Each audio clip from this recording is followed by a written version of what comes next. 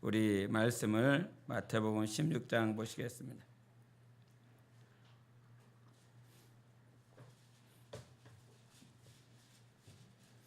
마태복음 16장 21절부터 28절까지를 같이 보시겠습니다. 마태복음 16장 21절부터 28절까지를 다 같이 교독하도록 하겠습니다. 이때로부터 예수 그리스도께서 자기가 예루살렘에 올라가 장로들과 대제사장들과 서기관들에게 많은 고난을 받고 죽임을 당하고 제3일에 살아나야 할 것을 제자들에게 비로소 나타내시니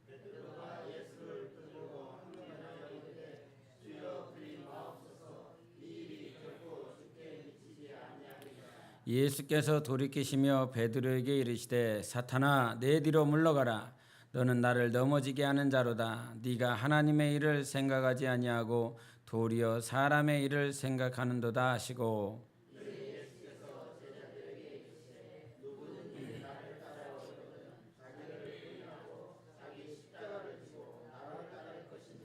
누구든지 제 목숨을 구원하고자 하면 잃을 것이요 누구든지 나를 위하여 제 목숨을 잃으면 찾으리라.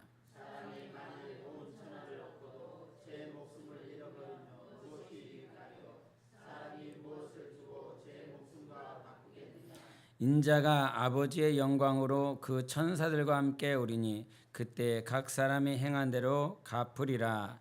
진실로 너희에게 이르노니 여기 서 있는 사람 중에 죽기 전에 인자가 그 왕권을 가지고 오는 것을 볼 자들도 있느니라. 아멘.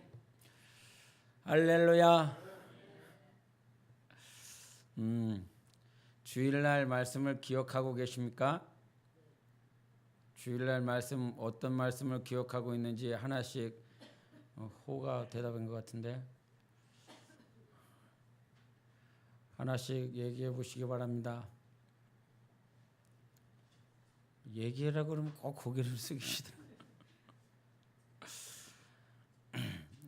다니엘서에 이렇게 말을 하면서 뜻을 정해야 된다. 우리는 그 뜻을 정해야 되는데 그 뜻을 정함에 있어서 자기를 더럽히지 않도록 하기 위하여 뜻을 정해라. 자기를 더럽히지 아니하겠다라고 하는 건 인연을 끊어야 된다. 그 인연이라고 하는 건 사람과의 관계가 아니라 세상에서 내가 가지고 있는 지식이나 지혜나 가치관에 대한 그 인연들을 다 끊어내야 된다. 그 인연을 끊어낸 자들에게 있어서 분명히 쉽지 않은 그런 상황들이 올 수밖에 없다. 그러니 하나님 앞에 구하고 또 구하고 하나님께서 정말 기도응답을 허락해 주셨는데도 불구하고 사람들이 불순종함으로 인하여 기도응답이 늦을 수도 있다. 그런다 할지라도 살아계신 하나님께서는 이미 예수 이름을 주신 우리에게 이미 기도응답 하셨으니 구하고 또 구함으로 하나님의 일하심을 보자. 그런 가운데서 그 하나님 앞에 구하는 과정들 가운데 열흘이라고 하는 우리가 인내해야 될 그런 시간들이 있다. 그 열흘이라고 하는 시간은 하나님께서 우리에게 결과를 허락하시기 위해서 하나님께서 테스트를 합격시키기 위한 그 열흘의 시간이기 때문에 반드시 그와 같은 테스트를 통과했을 때 하나님께서는 우리의 먹고 마심으로 인하여 우리의 얼굴빛을 변화시키시는 것이 아니라 하나님께서 그와 같은 섭리로 경륜으로 이루시기 때문에 우리의 영혼의 얼굴을 영광의 광채로 비추시겠다 말씀해 주셨습니다. 할렐루야. 주일날 말씀한 거 기억나십니까? 네, 알겠습니다. 오늘 말씀은 장소가 어디라고 기억하고 계십니까? 장소 우리 한번 13절을 보겠습니다. 16장 13절을 같이 합독하시겠습니다. 시작. 예수께서 빌립보 가이사랴 지방에 이르러 제자들에게 물어 이르시되 사람들이 인자를 누구라 하느냐. 아멘. 지금 장소가 어디입니까? 빌립보 가이사랴라고 하는 것입니다. 이 빌립보 가이사랴라 하는 것은 헤롯 빌립이 분봉왕으로 있었던, 그러니까 마치 지방자치하는 그 장처럼 이렇게 그 빌립보 가이사랴 하는 곳에 분봉왕으로 헤롯 빌립이 있었던 곳인데, 이 가이사랴 빌립보 가이사랴라고 하는 원래 이름은 이 가이사랴 빌립보 지역을 조금 이해를 해야 되는데, 그 이해를 하기 위해서 원래 이 동네 이름은 판이라라고 하는 것이었습니다. 판. 그러니까 예수님 오시기 한참 전부터 판이라라고 하는 그 이름으로 가진 동네였는데, 이 판이라라고 하는 건 그 신의 이름입니다. 그 신의 이름으로서 판이라라고 했는데, 이 판이라라고 하는 그 신은 이 그 목양을 하는 이렇게 양을 잘 치게 하고 하는 그런 풍성케 하는 그런 이름입니다. 그런데 이 판이라라고 하는 이름이 시간이 지나면서 파네온이라고 하는 도시로 이름이 바뀌어졌고, 그 파네온에서 파니아스라고 바뀌어졌습니다.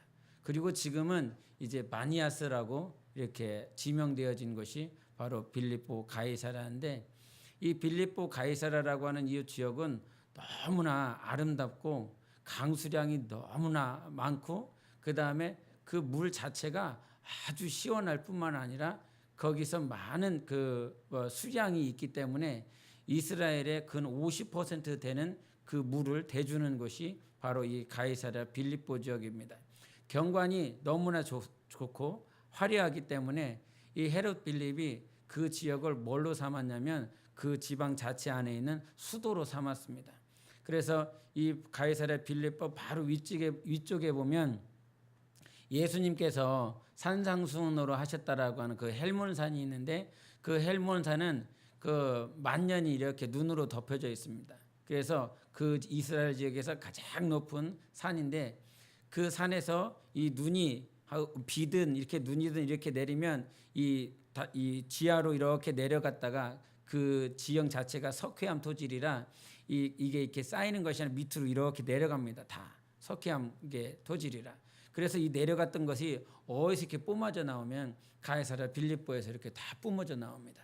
그래서 그 흘러나오는 물이 이제 그 요단강으로 갈릴리로 내려갔다 호르스로 내려갔다 요단강으로 내려가는 그 지역 근원 시작점을 말을 하는 것이 이 가이사랴 빌립보였는데, 이 가이사랴라고 하는 이 빌립보라고 하는 이 지역의 이름을 대해서 원래는 헤롯 대왕에게 로마가 그 가이사가 헤롯 대왕에게 준 지역이었습니다. 그래서 니네 도시로 이렇게 해라. 그랬는데 그 헤롯 대왕이 그 준 지역을 다시 헤롯 빌립에게 이제 자기 아들에게 준 거예요. 그 아들에게 주면서 그 이름을 원래는 이름이 어디였다고요? 판이었다가 파네온이었다가 파니아스라고 이렇게 바뀌어진 지역입니다. 그런데 그 파니아스라고 하는 그 지역을 이제 그 헤롯 빌립이 이 가이사가 줬으니까 요 가이사를 기념하기 위해서 그 지명 이름을 바꿉니다. 그래서 가이사랴라고 그러려고 했다가 이미 헤롯 대왕이 그 아버지가 헤롯이 예수님을 죽이려고 했었던 그 헤롯이 이미 그 지중해 지역에 가이사랴라고 하는 도시 이름을 이미 만들어 놨습니다. 그래서 중복되기 때문에 이것을 그렇게 하지 말고 가이사랴 자기 이름을 붙여갖고 빌립보라 하자 이렇게 된 지역입니다.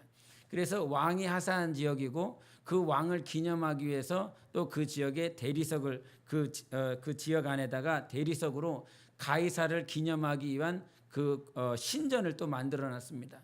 그 당시에 또 이미 이전에는 판이라라고 하는 그 판에 신을 섬기기 위한 그 신전 자체가 이렇게 있었던 것이죠. 그래서 가이사랴를 기념할 뿐만 아니라 자기 이름을 그 헤롯 빌립이라고 하는 자기 이름을 기념하기 위한 그 지역으로 이미 있었던 것이에요. 그래서 외적으로는 화려하고 아름답고 수량도 많고 깨끗하고 정말 모든 사람들이 흠모할 만한 그런 지역이 가이사랴 빌립보지만, 외적으로 보면 그렇지만 내적으로 보면 이미 그 안에 수많은 신을 섬길 수밖에 없는, 가이사랴를 섬기고 빌립을 섬기고 또한 판이라라고 하는 그 신을 섬길 수밖에 없는 그 신전으로 가득한 곳이 그 가이사랴 빌립보였습니다. 그런데 그 가이사랴 빌립보에 예수님께서 오셨어요. 공생애 가운데 그 지역을 예수님께서 가셨습니다. 하실 일도 많을 텐데 정말 복음을 전하며 귀신을 쫓아내며 많은 일들을 해야 될 일도 참 많으실 텐데 예수님께서 그곳에 가셨어요. 그래서 어떤 신학자들은 그 예수님께서 그 지역을 가셨나라고 말씀하셨을 때 예수님께서 너무 힘들고 어려워서 거기에 잠깐 쉬러 가셨다라고 이렇게 말하는 신학자도 있습니다. 그런데 성경은 예수께서 움직이는 모든 동선들은 하나님의 뜻으로 말미암아 그분이 움직이셨고 또 멈출 때도 하나님의 뜻 가운데 멈추셨습니다. 그래서 하나님께서 예수께서 우리 사람들도 마찬가지예요. 주님의 일을 하는 사람들도 아무 일도 뭐 없는데 뭐 쉬러 그냥 그렇게 가지 않습니다. 무엇인가 하나님의 뜻이 있고 하나님의 일하심이 있기 때문에 그렇게 가는 것이지요. 그런데 예수님께서 동일하게 그 가이사랴 빌립보에 쉬러 가시지 않았습니다. 그 화려한 곳에 사람들은 그 당시 이방인들이 참 많이 있었던 지역이 있는데 그 사람들은 그 지역이 좋고 물이 맑고 정말 그 헤롯 빌립이 아름답게 꾸며놓은 것이기 때문에 사람들은 거기에 이주하고 싶고 거기서 살러 가려 하지만 예수님께서는 거기에 가신 분명한 목적을 가지고 있습니다. 예수께서 이 땅에 오셔서 당신을 드러내시기 위하여 수많은 일들을 하셨고 귀신을 쫓아냈고 가르쳐 줬습니다. 예수님께서 그 자리에 쉬러 간 것이 아니라 예수님께서 거기에 가셔서 물어보시는 말씀이 무엇이었습니까? 우리 한번 13절을 한 번 더 보겠습니다. 13절 시작. 예수께서 빌립보 가이사랴 지방에 이르러 제자들에게 물어 이르시되 사람들이 인자를 누구라 하느냐. 여기서 예수님께서 분명히 물어보시는 이유가 있어요. 그 자리에 가서 너희들은 나를 누구라 하느냐. 근데 그 지역을 한번 상상해 보시라 이 말이에요. 가이사랴가 하사한 도시로 정말 그 가이사랴를 기념하는 곳이고 그 빌립이라고 하는 그 빌립이 다스리는 지역이고 그 이전에 이제 가이사랴를 기념하기 위해서 신전들로 가득 차 있고 그 다음에 파니라라고 하는 신을 만들어 놓은 그 신전도 가득 찼고 근데 거기에 예수님이 가셨어요. 왕이 다스리는 그 지역에 가셨어요. 그리고 신이 다스리고 있는 그 지역에 갔어요. 신전으로 가득한 그 지역에 예수님께서 가셨어요. 그렇게 보면 그렇게 화려하고 아름답고 경관이 좋은 그 수도라고 하는 그 지역에 갔어요. 참 그 시골에서 이렇게 살다 보면 너나 나나 때깔이 똑같잖아요. 얼굴빛이 똑같아요. 시골에서 살다 보면. 예? 제가 시골에 살다가 이게 한 11살 때인가 서울로 이렇게 이사를 갔습니다. 시골에서 이렇게 자랐을 때는 너나 나나 다 똑같이 흙장난하고 구슬치기하고 막 이렇게 하는 그런 친구들만 이렇게 가득한 거야. 그런데 그러다가 이제 서울로 이렇게 이사를 갔는데 이사를 가면서 차이가 너무 나는 거예요. 나도 얼굴을 가지고 있고 너도 얼굴을 가지고 있는데 네 얼굴은 조금 다른 것 같아. 나는 약간 꾸지지한 것 같은데 얘 얼굴은 약간 허해. 하얗다라기보다 약간 허여물구네 애가. 그리고 저는 사투리를 쓰고 있는 사람인지 몰랐습니다. 전라북도 사투리는 그다지 이렇게 세지 않은데 세지 않은 그 사투리를 쓰고 있음에도 불구하고 저는 사투리를 쓰고 있는 사람인지 몰랐어요. 그런데 서울에 딱 가서 이렇게 반에 이렇게 배정이 봐서 딱 들어갔는데 애들이 막 웃는 거예요. 왜 웃는지 몰랐어요. 내가 사투리를 쓰고 있다라고 하는 사실을 몰랐어요. 그런데 가보니까 제가 사투리를 쓰고 있더라고요. 너 사투리 하고 있다고 그러면서 제 억양을 제 사투리를 막 따라서 하고 있더라고요. 그 시골에 살고 있었을 때는 모르는데 서울이라고 하는 그곳에 가보니까 내가 촌놈이었구나.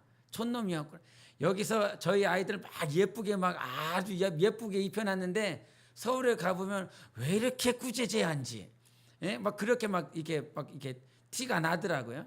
근데 그 당시에 예수님을 한번 생각해 보시라고요. 예수님을 그 당시에 예수님께서 계속 사역하시면서 당신이 뭐 아름다운 옷을 입었습니까? 그렇지 아니었죠. 그분이 가지고 있는 샌들 하나 신고 다니면서 다니셨어요. 그런 그분이 정말 그 수도라고 했었던 그 빌립이 다스렸었던 그 수도라고 하는 것 아름답고 경관이 좋고 이방인들로 가득 찼고 한 그 지역에 예수님이 가셨다라고 한번 생각을 해보시라고요. 그 지역에 갔을 때 예수님을 과연 어떤 분으로 그들은 인식할 수 있을까? 가이사랴가 하사한 도시, 빌립이 다스리고 있는 왕이 다스리는 수도, 신전으로 가득한 그곳, 그들이 섬기고 있는 신으로 가득한 그곳에 예수님께서 다가갔을 때 사람들이 들리는 소식이 무엇이냐면 예수님은 그냥 선지자야. 선지자 중에 한 분일 거야. 이렇게 소문이 다 나 있고 그들 역시도 그렇게 말을 하고 있습니다. 그런데 예수님께서 그들에게 고백하고 그들에게 말씀하시고 선포하시는 것은 무엇이냐면, 야, 너는 나를 뭐라고 그러냐? 베드로가 말을 했을 때 베드로가 뭐라고 그럽니까? 시작. 그런데 그 사실을 육신으로 고백한 것이 아니라 하나님께서 너에게 가르쳐 주셨다라고 하시는 말씀을 하시고, 그 역시 그들이 고백한 그 모든 것에 예수께서 인정하시고 확증하십니다. 너희들이 한 말이 맞다고. 지금 그 화려한 그 도시에, 경치가 좋은 그곳에 예수님께서 마치 저 시골에서 이제 막 올라온 선지자처럼, 랍비처럼 그렇게 한 분으로 비춰질 것인데, 예수님께서는 그렇게 말씀하시지 않고 주는 그리스도시요 살아계신 하나님의 아들이십니다라고 하는 그 고백을 하면서 그리스도라고 말씀하셨습니다. 성경에 선지자입니다, 그냥 랍비입니다, 율법사입니다, 바리새인입니다 이렇게라고 말을 할지언정 그리스도다라고 선지자를, 자기를 그렇게 설명하는 선지자는 아무도 없습니다. 지금까지 여러분은 성경을 읽으면서 아무도 예레미야가, 이사야가, 엘리야가, 모세가 그 유명한 왕이나 선지자나 제사장들이나 자기 자신을 메시아, 그리스도라고 말한 일이 없습니다. 헬라어에서는 그 다시 오실 왕에 대해서 그리스도라고 말씀하시죠.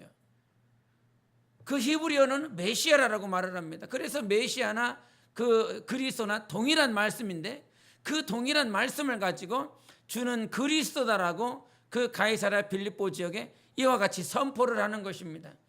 그런데 그 선포를 하면서 예수님께서 자기가 어떠하신 분이신지를 드러내실 뿐만 아니라 이제 처음으로 듣는 얘기를 하세요. 처음으로 모든 인류가 듣는 얘기를 말을 하는 거야.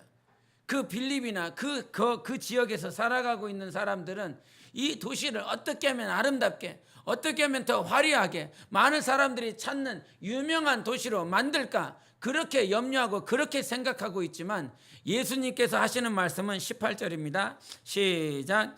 또 내가 내게 이르노니 너는 베드로라. 내가 이 반석 위에 내 교회를 세우리니 음부의 권세가 이기지 못하리라. 아멘. 사람들의 생각은 그 자리에 화려하고 아름다운 도시를 수축하려고 하는 그 생각들로 가득 찼지만, 예수님은 이 모든 경관들을 보며, 이 화려한 땅을 보며 그렇게 말씀하시지 않고, 나는 이 땅에 어떤 사람들이 기뻐하고 사람들이 즐거워하는 그 수도, 그 도시를 만들려고 있는 것이 아니라 음부의 권세가 이기지 못하는 교회를 세우시겠다라고 주님께서 처음으로 이 세상에 천명하십니다. 선포하십니다. 우리 주님께서 우리 인류에게 말씀하신 거 한마디, 이 세상의 아름다운 도시, 아름다운 화려하고 수려한 곳을 만드시기 위하여 이 땅에 오신 것이 아니라 당신이 음부의 권세가 이기지 못하는 당신의 교회를 세우시겠다라고 말씀해 주셨습니다. 그래서 지금 우리가 하나님의 말씀은, 예수 그리스도의 말씀은 영으로 들어야, 생명으로 들어야 그것이 자기의 것이 되지요. 하나님의 말씀을 듣는 데 있어서 그 말씀이 오늘도 내 영에 들려져야 되는 것이지요. 주님은 한 번도 이 땅에 어떤 육신의 것들, 이 세상에 피조된 동일한 것들을 만들려고 하는 것이 아니라 이 음부의 권세가 이기지 못하는 자기의 교회를 세우시겠다라고 말씀하고 계시는 것입니다. 그래서 이 하나님의 나라가 세워지는 데 있어서 예수님께서 이 성경의 처음부터 끝까지 강조하시는 것이 무엇이냐면 순종이에요. 당신의 나라를, 당신의 교회를 세우는 데 있어서 가장 계속 강조하고 또 강조하고 우리에게 영으로 선포하시는 것이 무엇이냐면 순종이라고 하는 것입니다. 하나님의 나라가 세워지기 위해서는 반드시 내 영혼이 순종하는 삶을 살아가야 되는 거예요. 그 순종이라고 하는 것을 사람들은 싫어합니다. 왜? 육신의 소욕, 육신의 원하는 대로 살아가길 원하지 순종이 누구한가에게 얽매여 살아가기를 원하지 않기 때문에. 그러나 하나님의 나라가 언제 무너지기 시작합니까? 에덴이라고 하는 그 에덴은 하나님의 나라에 대한 표상인 거예요. 샘플인 거예요. 하나님의 나라가 다스리는 곳입니다. 그러나 그 하나님의 나라가 다스려야지 될 하나님이 주권자고 하나님이 다스리는 그 나라가 결국은 언제 무너졌냐면 하나님의 말씀에 대한 불순종으로 인하여 결국 그 나라가 파쇄되고 결국 그 안에서 주권자로서 살아야 될 하나님의 형상으로 지음받은 인간들이 그 안에서 쫓김을 당하는 것이지요. 순종이 되어지지 않으면 하나님의 나라는 파쇄되어지는 것이고 순종이 되어지지 않으면 하나님의 나라는 세워질 수가 없습니다. 그래서 하나님의 나라를 내가 이 음부의 권세가 이기지 못하는 그 권세, 하나님만이 가지고 계시는 그 권세로 오직 주 예수께서 당신의 나라 교회를 세우시겠다라고 오늘 말씀하고 계십니다. 그 말씀을 하심과 동시에 예수님께서 어떤 말씀을 내 나라가 세워지는 데 있어서 이 이후에 어떤 일이 벌어지냐면 우리 21절을 보겠습니다. 21절 시작. 이때로부터 예수 그리스도께서 자기가 예루살렘에 올라가 장로들과 대제사장들과 서기관들에게 많은 고난을 받고 죽임을 당하고 제3일에 살아나야 할 것을 제자들에게 비로소 나타내시니 아멘. 하나님의 나라 예수 그리스도가 예수 그리스도로 말미암아 음부의 권세가 이기지 못하는 교회가 세워지기 위해서 절대적인 조건은 예수께서 죽으셔야 한다는 사실입니다.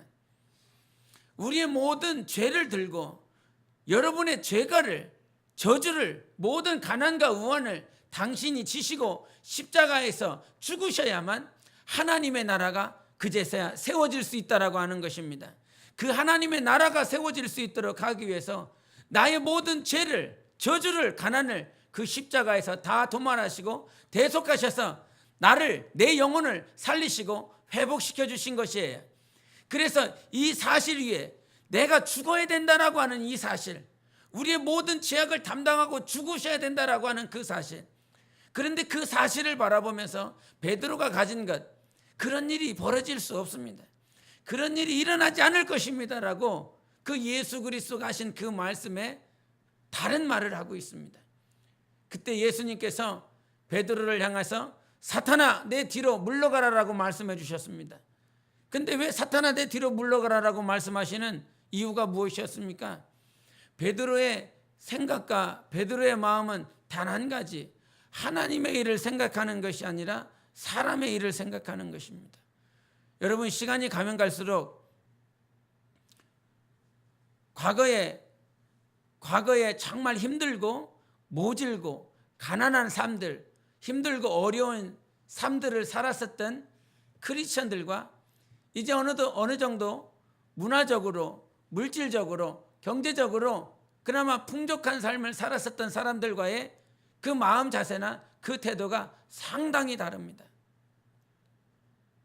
과거에 새벽에 일어나든지 아니면 밤늦게 자든지 정말 밤이 맞도록 일을 하든지 그렇게 힘들고 어렵게 지내온 사람과 지금 20대, 지금 10대들의 삶은 풍족하고 그나마 살만하고 그럼에도 불구하고 정말 이 어떤 강도, 힘들고 어려운 강도의 차이가 이렇게 확 차이가 나는데도 불구하고 여전히 지금의 10대나 20대는 어려운 말들, 그 어려운 정말 힘들고 어려운 것들을 얘기하고 있죠.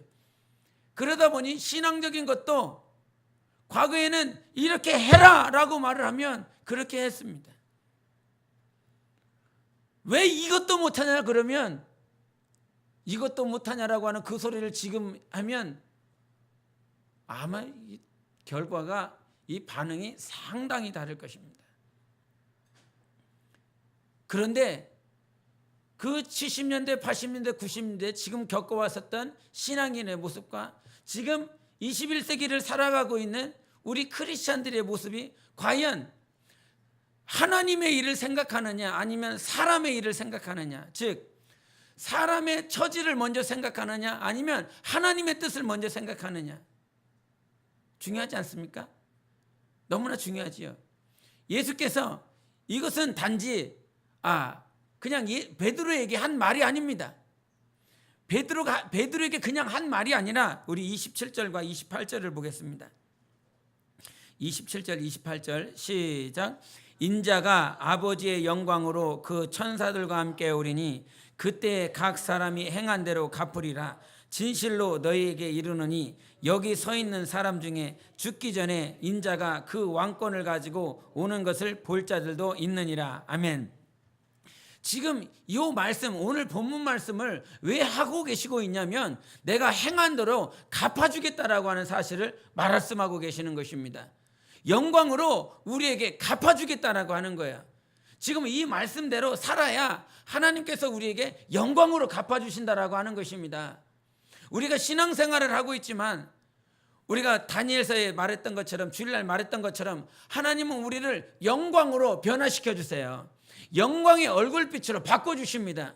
그러면 그 영광의 빛으로, 영광의 얼굴빛으로 바꿔내는 그 삶을 하나님은 우리가 살기를 원하시는 거예요.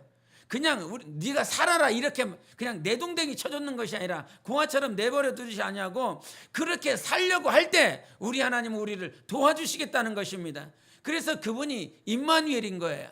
그분이 도와주시겠다라고 하는 거예요. 내가 어디를 가 있든지 우리 하나님은 그와 같이 살아갈 수 있도록, 살아갈 수 있는 힘과 능으로 우리를 도와주시겠다라고 하는 것입니다.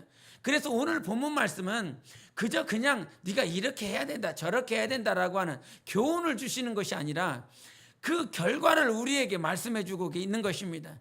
내가 너한테 영광으로 갚아줄 거야. 내가 너에게 영광으로 하나님께서 우리에게 주실 것을 말씀해 주시는데 그 첫 번째 우리에게 말씀하시는 것이 무엇이냐면 베드로는 오늘도 질타하고 예수께서 너 이렇게 사느냐라고 질타하신 첫 번째 항목은 무엇이냐면 너는 사람의 일을 먼저 생각해. 하나님의 일을 생각하지 않아. 여러분 이건 얼마나 심각한지를 알아야 되는 것입니다. 사도 바울의 고백 우리 갈라디아서 보겠습니다. 갈라디아서 1장 보겠습니다.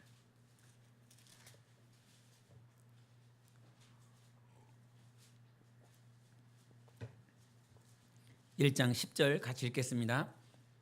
시작.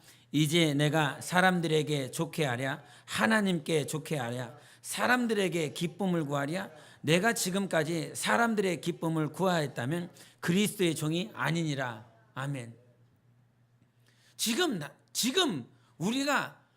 나는 하나님의 기쁨을 구하는 사람이냐? 아니면 사람의 처지를 생각하고 사람의 상황을 생각하고 저 사람의 마음, 저 사람의 감정을 생각해서 저 사람을 위주로 생각하고 있느냐? 그게 뭡니까? 인본주의 아닙니까? 그게 인본주의지요. 사람이 근간이 된 것, 사람이 근본이 된 것, 사람이 근본이 되어서 사람에 맞추어서 그것이 이루어져 나가는 것이 인본주의지요. 그와 같은 인본주의가 교회에 얼마나 많이 들어왔는지 모릅니다. 사람을 위하여. 교회가 누구를 위하여 존재합니까? 하나님을 위하여 존재하는 거 아닙니까? 여러분은 누구를 위하여 존재하는 겁니까? 하나님을 위하여 존재하는 거 아닙니까? 오늘 찬양 누구를 위해서 했습니까? 하나님을 위해서 했습니다. 내 직분 감당하는 거 누구를 위함입니까? 하나님을 위함인 것입니다. 그래서 종이라고 하는 거지요. 노예라고 그러는 거예요. 교회를 왜 주님의 몸이라고 그러느냐? 왜 예수께서 몸의 그 머리가 되시느냐? 교회의 머리가 되시느냐? 그거는 종속되어 있기 때문인 거거든요. 그런데 어느 순간 인본주의라고 하는 그것들이 어느 순간 교회에 물밀듯이 밀려 들어왔습니다. 사람을 위하여, 사람을 위하여, 사람을 위하여. 그러나 성경은 한 번도 사람이 먼저가 아니에요. 주께서 우리에게 계명을 가르쳐 주실 때에도 첫째 계명은 오직 하나님을 위한 것이었습니다. 마음과 뜻과 정성과 목숨 다하여 주 너의 하나님을 사랑하라라고 말씀해 주셨어요. 그런데 어느 순간 이것이 역전되어 있습니다. 사람을 위한 교회로 형성되어져 있어요. 사람을 위한 모든 것들이 사람에게 맞춰져 있습니다. 예수께서 이 땅에 오셔서 그 화려하고 그 아름다운 사람만을 위하여, 그 사람을 위하여 존재했었던 그 가이사랴 빌립보를 향해서 나는 내 교회를 세우겠다고 선포하고 계시고 있습니다. 사람을 어떻게 하면 잘 살게 할까? 사람을 어떻게 하면 거기서 화려하게 좋은 경관 가운데서 정말 아주 아무런 수고하지 않고 그렇게 쉽게 아름답게 살아갈 수 있을까? 그와 같이 사람에게 포커스가 맞춰져 있었던 그 도시에서 예수님께서 우리에게 가르쳐 주신 것은 나는 사람을 위한 도시를 만드는 것이 아니라 하나님을 위한 성전, 하나님을 위한 교회를 짓겠다라고 말씀해 주신 것입니다. 그래서 베드로에게 그 고백, 베드로의 고백, 야 주는 그리스도십니다, 살아계신 하나님의 아들이십니다라고 하는 그 고백에서 예수님께서 얼마나 칭찬하십니까? 그런데 그 교회가 세워지기 위해서는 누가 죽어야 돼요? 예수 그리스도가 죽으셔야 됩니다. 예수 그리스도가 철저히 갈보리에 오르셔서 우리의 죄가를 담당하시고 죽으셔야 됩니다. 그 죽으심을 오늘도 반대하고 그 죽으심에 대해서 다른 소리하고 있고 죽어져야 되는데 엉뚱한 소리하고 있어. 그러면 그 교회가 세워집니까? 안 세워집니까? 안 세워집니다. 이것이 단지 예수 그리스도에게만 하나해지는 것이 아니라 당신이 죽어져야 교회가 세워지는 것입니다. 죽어지려면 어떻게 해야 됩니까? 사람의 가치나 뜻을 정해야 된다고 그랬어요. 다니엘서에 뜻을 정해야 된다고 그랬습니다. 그 뜻이라고 하는 건 자기가 더럽히지 않는 것이라고 그랬어요. 더러워지지 않는 것이라고 말씀해 주셨습니다. 더러워진다라고 하는 것, 뜻을 정하라는 것, 자기를 더럽히지 않는 것, 세상의 가치관들, 세상의 지식들, 즉 자기의 감정들, 자기의 경험들, 자기의 이론들이 어느 순간 자기 것이 되어서 하나님이 그 안에서 주인되지 못하고 사람이 주인되어 버리는 그 교회는 그냥 사람을 위한 도시는 될지언정, 사람을 위한 공동체는 될지언정, 주 예수께서 내가 세우리라 하셨던 그 교회는 되어지지가 않습니다. 얼마나 인본주의가 무서운지 우리가 10년, 20년, 30년, 40년, 50년 신앙생활했어도 인본주의로 되어져 있다면 그것은 여전히 바스라지는 거예요. 언젠가도 부서지는 거예요. 10년을 수고했어.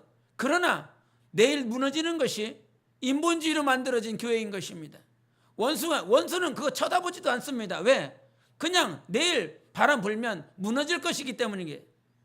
지금도 막 세우려고 하는 교회에 대한 핍박과 환란이 있지요. 안 그렇습니까? 정말 하나님의 뜻대로 하나님의 말씀대로 세우려고 하는 그 교회에 핍박과 환란이 있지, 그냥 인본주의로 세워, 인본주의, 원수 쳐다보지도 않습니다.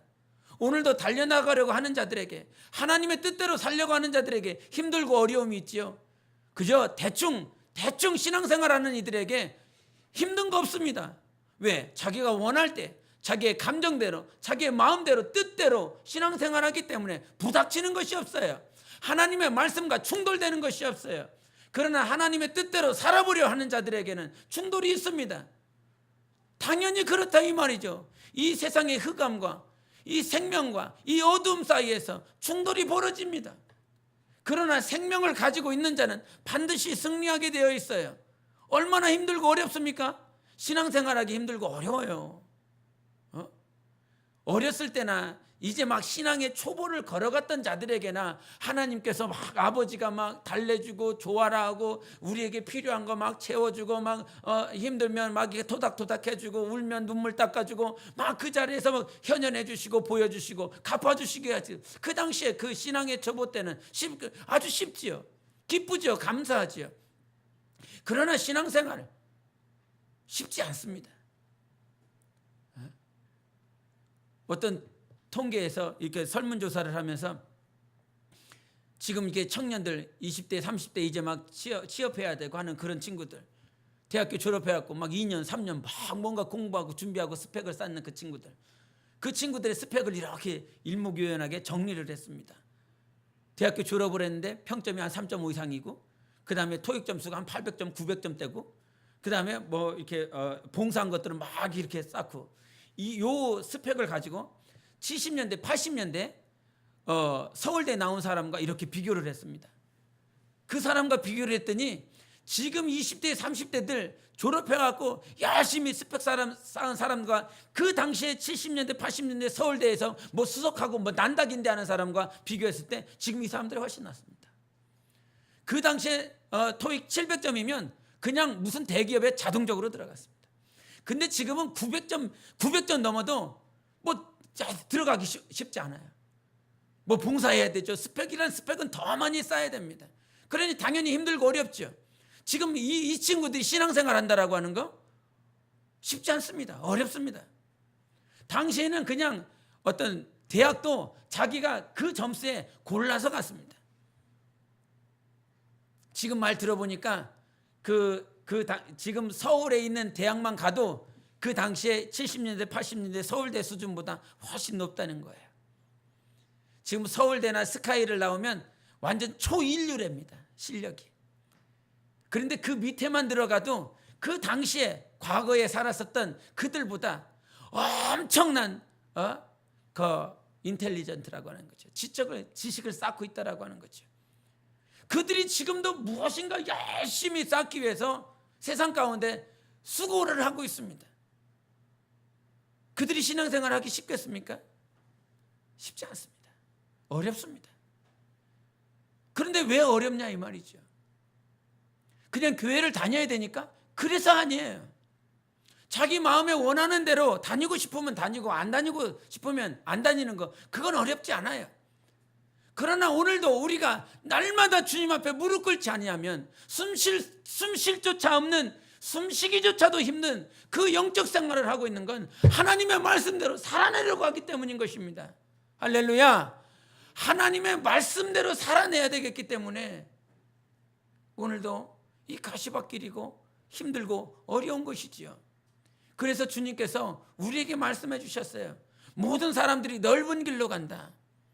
그러나 좁은 길로 가는 그 길, 그 길에서 많은 사람들이 엎어지고 넘어지지만 그 좁은 길로 가야 된다라고 우리 주님께서 말씀해 주셨어요. 그 좁은 길로 감에 있어서 하나님께서 우리에게 말씀하신 것이 무엇이냐면 우리 16장을 한번 보시겠습니다. 16장 24절을 보겠습니다. 16장 24절 시작. 이에 예수께서 제자들에게 이르시되 누구든지 나를 따라오려거든 자기를 부인하고 자기 십자가를 지고 나를 따를 것이니라. 아멘. 여기서 세 가지 말씀해 주셨는데 나를 따라오려거든 자기를 부인하고 자기 십자가를 지고 따라와야 된다 말씀해 주셨습니다. 우리가 영광이 있는 예수 그리스도 앞에 서는 그날에 영광이 있는 영혼이 되기 위해서는 나를 따라오려거든, 즉 정말 주님을 따라가고 싶은 마음이 있느냐라고 하는 것이죠. 예수 그리스도를 따라가고 싶은 그런 간절한 열망이 네 안에 있느냐라고 하는 것입니다. 그래서 나를 따라오려거든, 우리 안에 정말 예수님을 쫓고 싶은 마음이 있습니까? 예수 그리스도를 따라가고 싶은 그런 감정이 있습니까? 열망이 있습니까? 소망이 있습니까? 육신으로는 그것이 있을 수가 없어요. 육신은 주님을 따라가고 싶은, 지금 따라가는 것도 힘들고 어려워요. 주님은 저 멀리 계시는데, 주님은 저 멀리 1km 밖에 계시는데 그 잘 희미하게 보이시는 그 예수님을 지금 한 걸음 한 걸음 쫓아가는 것도 힘들어요. 육신으로는. 주님을 따라간다라고 하는 그거, 이 안에서 소망이 되고 막 기쁨이 되고 갈망이 되는 그것보다 언제쯤 주님을 이거 따라가는 거 수고를 멈출 수 있을까? 그것이 더 들죠. 그러나 주님께서 우리에게 말씀하신 것 가운데 하나는 무엇이냐? 정말 주님을 따라가고 싶은 그런 열망이 여러분 안에 있기를 원하는 것이고, 두 번째는 너를 부인하라는 것입니다. 너를 철저하게 부인하고 그 다음에 네 십자가를 지고 따라오라라고 하는 것입니다. 그래서 이 자기 자신을 부인하는 과정 가운데서 우리가 날마다 잊지 말아야 될 것은 무엇이냐면, 베드로를 통해서도 우리에게 말씀해 주셨지만 하나님의 일과 사람의 일 가운데서 우리는 어느 순간 사람의 일을 선택하고 있다는 거예요. 사람의 일, 사람의 처지, 사람의 감정, 그 마음, 그것들을 먼저 생각하고 있다라고 하는 거예요. 근데 그것을 너를 부인해야 된다는 거죠. 나를 부인해야 된다는 거예요. 사람에게 포커스에 맞춰진 그 너를 부인해라는 거예요. 너를 부인하지 않고서는 절대로 하나님을 따를 방법이 없다는 것입니다. 이 자기 자신을 부인하는 것에 있어서 철저하게 우리가 가지고 있어야 될 것은 무엇이냐면 하나님은 처음이자 마지막이라는 사실, 알파와 오메가라는 사실. 그저 예수님께서 하나님께서 본질적으로 존재함에 있어서 처음이고 나중이다 그런 뜻이 아니라 우리 한번 계시록을 보겠습니다. 계시록 22장을 보겠습니다. 계시록 22장 우리 13절을 보시겠습니다.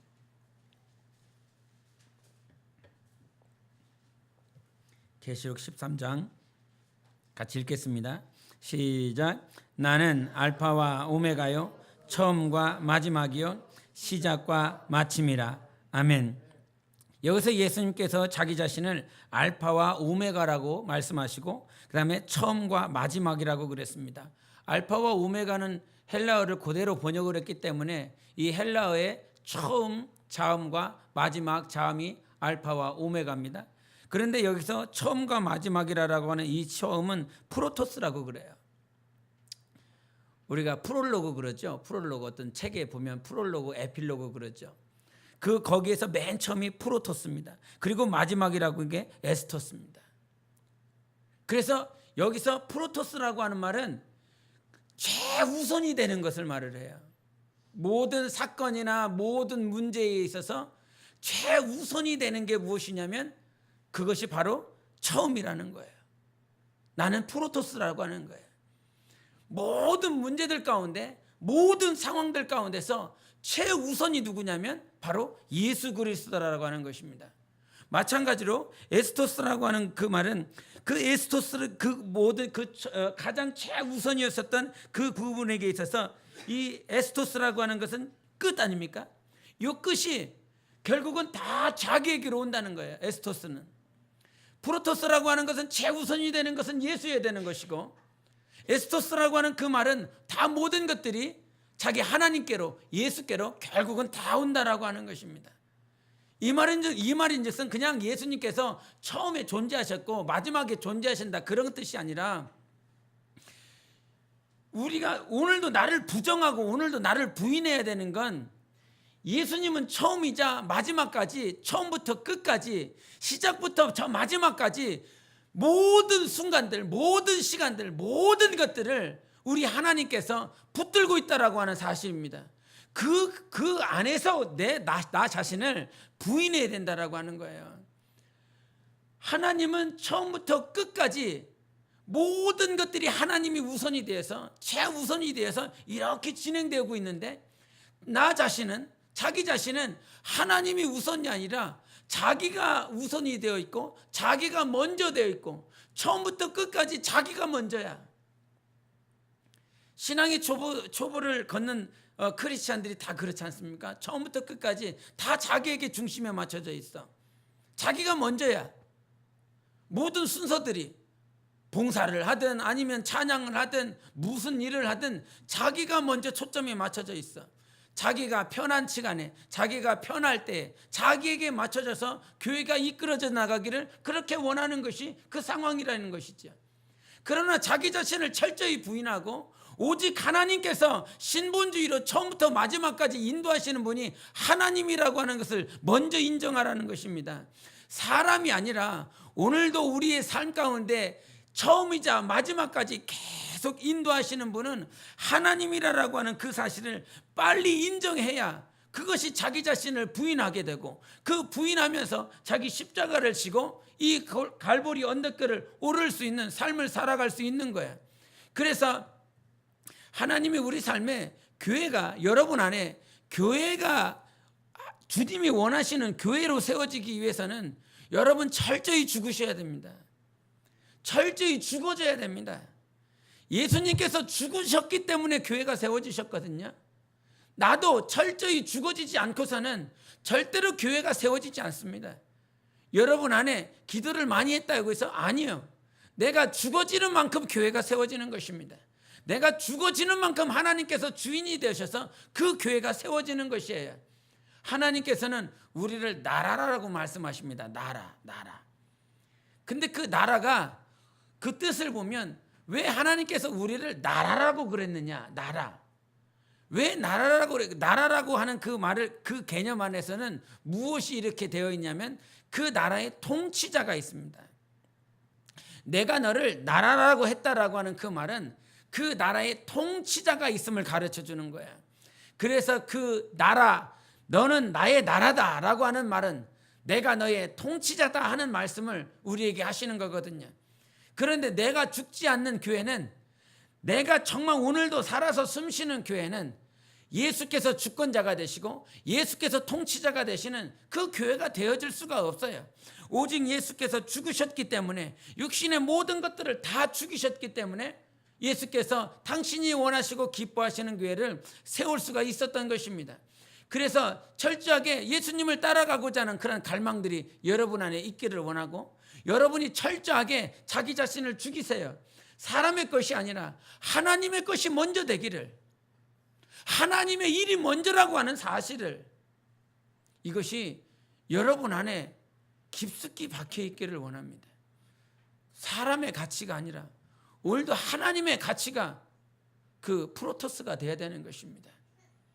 하나님의 일이, 하나님의 뜻이, 하나님이 우리를 향한 가치와 섭리가 우리 영혼 안에 처음이어야 되는 것입니다. 마지막까지도요. 그런데 그것이 되지 않기 때문에 여전히 자기를 부인하지 못하고 부정하지 못하고, 그래서 자기의 뜻, 교회 안에서 자기의 뜻이 먼저 막 세워지기를 원해요. 자기가 중심이 되어서 그렇게 흘러가기를 원해요. 이런 말씀은 줄날 하기가 쉽지 않습니다. 이제 막 믿음의 초보를 걷는 우리 지체들에게 말하기가 쉽지 않습니다. 하나님께서 정말 주님의 나라를, 하나님의 나라를, 여러분 오늘 이 순간에 주는 그리스도시에 살아계신 하나님의 아들이라고 고백을 한 자들입니다. 그런데 그런 고백을 베드로처럼 우리는 했지만 어느 순간 하나님의 일보다 사람의 일을 먼저 생각하여 사탄아 내 뒤로 물러가라라고 하는 그 음성을 오늘도 내 심령 가운데 내가 들을 수도 있다라고 하는 사실을 유념해야 되는 것입니다. 주의해야 되는 것입니다. 비록 고백을 했지만 그 고백대로 살아가지 못하고 있어요. 베드로가 그 당시에 그 지역에서 고백한 이유가 무엇입니까? 왕도 있어요. 가이사라를 위해서 기념했었던 신전도 있습니다. 빌립이라고 하는 왕도 있습니다. 그런데 예수 그리스도만이 그리스도라고 말을 하고 있어요. 그리스도의 뜻이 무엇입니까? 기름 부음 받은 자인 것입니다. 구약에서 기름 부음 받을 수 있는 자는 왕이지요. 가이사라도 있고 빌립도 있지만 오직 예수가 왕이다라고 선포하고 있는 것입니다. 그 왕이 당신의 교회를 세우실 때 당신이 먼저 죽어지겠다라고 말씀하셨어요. 그런데 우리는 그렇게 죽으려고 하지 않습니다. 어떻게 하면 살까? 어떻게 하면 더 살아날까? 어떻게 하면 인정받을까? 인정받는 건 나쁘지 않죠. 그러나 우리는 오직 하나님께만 인정받을 날을 사모해야 될 것입니다. 하나님께 인정받는 날을, 그 날을 사모하며 오늘도 걸어가야 되는 거거든요. 사람에게 인정받는 그 순간에는 달콤하고 좋고 마음이 뿌듯한 것 같지만 마태복음 7장 21절에 말씀하신 것처럼 하나님의 뜻대로 행하는 자라야, 하나님의 뜻대로 순종하는 자라야 하나님께서 인정하는 자라 말씀해 주셨어요. 우리가 오늘 순종해야 될 건 하나님의 뜻 앞에 순종하는 것입니다. 사람의 뜻이나 사람의 말이 아니라 하나님의 뜻대로 순종해 나갈 때, 하나님께서 우리에게 준 모든 것들을 잘 감당해 날 때 우리 하나님께서 우리의 영혼을 세워나가는 것이에요. 우리 마지막으로 마태복음 7장을 한 번 더 보시겠습니다. 마태복음 7장 7장에 24절과 25절을 보시겠습니다. 마태복음 7장 24절 25절 시작. 그러므로 누구든지 나의 이 말을 듣고 행하는 자는 그 집을 반석 위에 지은 지혜로운 사람 같으리니 비가 내리고 창수가 나고 바람이 불어 그 집에 부딪히되 무너지지 아니하나니 이는 주추를 반석 위에 놓은 까닭이요. 아멘. 여기서 어떤 사람이 그 집을 반석 위에 지은 사람입니까? 나의 이 말을 듣고 행하는 자만 그렇습니다. 예수 그리스도의 말씀을 듣고 행하는 자라야만이 자기의 집을 반석 위에 세우는 것입니다. 저 사람을 내 감정대로, 내 마음대로, 아니면 저 사람의 마음과 저 사람의 감정대로, 저 사람의 환경을 쫓아서, 상황을 쫓아서 봉사하게 하고 찬양하게 하고 전도하게 하고 무엇인가 하나님의 일이라고 하는 것을 그렇게 해나가는 건 결국 모래 위에 지은 집과 같은 것입니다. 저 사람의 상황에 맞춰서, 저 사람의 처지와 감정에 맞춰서 저 사람이 무엇인가 행하게 하고 있는 것은 모래 위에 그의 영혼을 짓고 있는 것입니다. 사탄아, 내 뒤로 물러가라. 그와 같이 사람의 일을, 사람의 감정을, 사람의 처지에 맞춰서 그 집을 짓는 건 사탄이 세운 집과 다를 바가 없다 이 말이지요. 사탄이 세운 집이라는 것이지요. 우리가 정말 주님의 교회를 세우기를 원합니다. 우리 주님은 교회에 몇 사람이 들어와 있느냐를 중요하게 여기지 않습니다. 하나님이 오늘도 인정하는 건 하나님의 뜻대로 행하는 자만 인정하십니다. 주의 이름으로 귀신을 쫓고 주의 이름으로 선지자 노릇을 하고 주의 이름으로 능력을 행하고 예언을 했지만 주님께서 보시지 않습니다. 교회 안에 얼마나 많은 사람이 있느냐가 중요하지 않다 이 말이죠. 얼마나 교회 안에 많은 사람들이 자기의 상황을 쫓아서 자기의 일을 쫓아서 앉아있느냐 중요하지 않다 이 말이에요. 하나님이 인정하는 그 열매는 하나님의 뜻대로 행하여 그 주추를 반석 위에 세운 자, 바람이 불고 비바람이 불지만 절대 무너지지 않는 것. 우리가 신앙생활하면서 알아야 될 것 두 가지를 말씀하고 있습니다. 첫째는 우리의 영혼을 반드시 반석 위에 세워라. 너의 영혼을 모래 위에 세우지 말고 반드시 반석 위에 세워라. 그리고 다른 한 가지, 그것은 무엇이냐? 반드시 바람 불 때가 있을 것이다. 반드시 비바람 불 때가 있을 것이다. 그 비바람 불 때 반석 위에 세운 자는 든든하게 서 있을 것이나 모래 위에 지은 자는 무너져 없어질 것이다. 환난이 오고 핍박이 오고 고난이 오고, 여러분 평상시에 아무런 문제가 없을 때 교회 와서 예배 드리는 거, 찬양하고 기도하고 전도하는 거 어렵지 않습니다. 그러나 환난이 일고 문제가 닥치고 질병이 닥치고 수많은 걱정과 근심이 닥쳤음에도 불구하고 하나님의 뜻 앞에, 하나님의 말씀 앞에 나와서 예배를 드리는 건 자기를 죽여야만이 가능한 것입니다. 주님은 오늘 그러한 자들을 만들어내라고 하는 것이지요. 그러한 자들을 제자 양육하라고 말씀하시는 것입니다. 그저 자기 상황에 맞춰서 할 수 있을 때 할 수 있는 건 누구나 다 할 수 있습니다. 그러나 주님은 오늘도 우리에게 가르쳐 지켜 행하게 하라 말씀해 주셨습니다. 그것이 제자 양육인 거지요. 자기 자신을 철저히 부인할 뿐만 아니라 철저히 부인하며 따라올 수 있도록 철저히 자기 자신을 내동댕이 쳐놓고 주님이 주신 그 십자가를 메고 달려와 하나님의 뜻대로 사는 자, 그 한 사람이 있다라고 한다면 이 교회는 든든히 서가지만 아무리 많이 와 있어도, 아무리 100명, 200명, 300명 차 있어도 사람의 일이 기준이 돼서, 자기가 감정이, 자기의 처지가 기준이 돼서 와 있는 이 교회는 비바람 불면 다 쓸려나갈 것입니다. 10년 고생하면 무슨 소용이 있습니까? 20년 고생하면 무슨 소용이 있습니까? 밤이 맞도록 기도하면 무슨 소용이 있습니까? 사람의 뜻대로, 사람의 감정대로 그 교회를 세웠으니 우리 주님은 보시지 않습니다. 숫자가 중요한 것이 아니라 오늘도 자기를 부인하며 예수 그리스도를 쫓아가는 사람의 과연 얼마나 있는가? 과연 얼마나 있겠습니까? 얼마나 있겠습니까? 우리는 철저히 회개하며 예수 그리스도의 은혜를 구해야 됩니다. 예수 그리스도의 말씀을 구해야 됩니다. 예수 그리스도의 생명을 구해야 됩니다. 다니엘의 그 10일처럼 우리는 언젠간 하나님 앞에 설 날이 있습니다. 10일이 지나고 나면 설 날이 올 것입니다. 그 10일 동안, 하나님께서 주신 우리에게 그 10일 동안 우리는 사람의 일이 아니라 하나님의 일을 먼저 생각해야 되는 것입니다. 하나님의 일이라고 해서 전도 말하는 것이 아닙니다. 봉사 말하는 것이 아닙니다. 하나님의 일은 오늘도 교회를 통하여 하나님께서 원하시는 그것들이 증거되어지고 명령되어지고 있습니다. 그럼에도 불구하고 자기 처지나 자기 환경에 맞춰서 모든 것들이 행해지고 있지요. 여러분, 우리는 신앙생활을 하고 있지만 날마다 유념해야 되는 것입니다.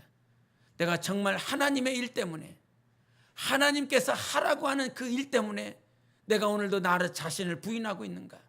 아니면 내 감정 때문에 내가 말하기 힘들어서, 아니면 내가 그 행동을 하기가 힘들어서 라고 하는 그것 때문인가? 우리 주님 앞에 서는 그날까지 주님이 원하시는 열매는 오직 하나님의 뜻대로 행한 자요, 하나님의 뜻대로 순종한 자인 것입니다. 그래서 서두에도 말한 것처럼 하나님의 나라는 순종이라고 하는 큰 축이 있는 거예요. 그 하나님의 나라가 세워지기 위해서는 믿음도 있어야 되고 사랑도 있어야 되지만 그 가운데서 큰 축으로 이루어지는 것은 순종이었습니다. 아브라함에게 요구했던 것은 다른 것이 아니라 순종이었어요. 믿음과 순종이라고 하는 그 큰 축이 동시에 갔습니다. 마찬가지로 저 계시록의 그 끝까지도, 그 계시록 안에서 저 하늘 영광을 바라보고 있는 수많은 성도들이 그들에게 요구한 것도 믿음이었습니다. 순종이었습니다. 그렇게 살아갈 거냐? 그래서 계시록 1장 3절에 이것을 보는 자들과 읽는 자들과 그것을 행하는 자들은 복이 있다라고 말씀하시는 것이지요. 우리가 반드시 하나님이 기뻐하시는 교회로 세워지기를 원합니다. 그렇게 소원합니다. 그렇게 하나님께서 하시겠다라고 말씀하셨기에 오늘도 사람의 일이 아닌 하나님의 일을 먼저 생각하는 예수 그리스도의 교회가 되시기를 바랍니다. 지금 내 가정이 화려한 것, 아니면 내 자식들이 잘 되는 것 아니요. 화려하고 잘 되고 형통하고 그거 아니라 주님은 그것을 세우시겠다는 것이 아니라 네 가정에 내 교회를 세우겠다 말씀하셨고 네 자손들에게 하나님의 교회를 세우시겠다라고 말씀하시는 것입니다. 여러분 삶에 진정한 하나님의 교회가 세워지시기를 예수 이름으로 축원합니다. 기도하시겠습니다. 이 시간 기도할 때 오늘도 우리 하나님, 나 자신을 철저히 부인하고 부정하고 오직 하나님의 뜻만이, 하나님의 일만이 설 수 있도록 내 영혼을 붙잡아 주시고 내 영혼을 새롭게 하여 주셔서 주님, 나는 진정 오늘도 하나님의 나라가 세워지는 일에 나 자신을 부인해야 되는데 하나님의 말씀이 없으면 나는 부인할 수 없습니다. 하나님의 생명이 없으면 나는 십자가를 맬 능력도 없습니다. 오늘도 주 예수 그리스도의 사랑과 은혜와 생명이 내 영혼을 붙잡아 주셔서 하나님의 교회가 세워질 수 있도록 우리 함께 예수의 외치고 기도하시겠습니다.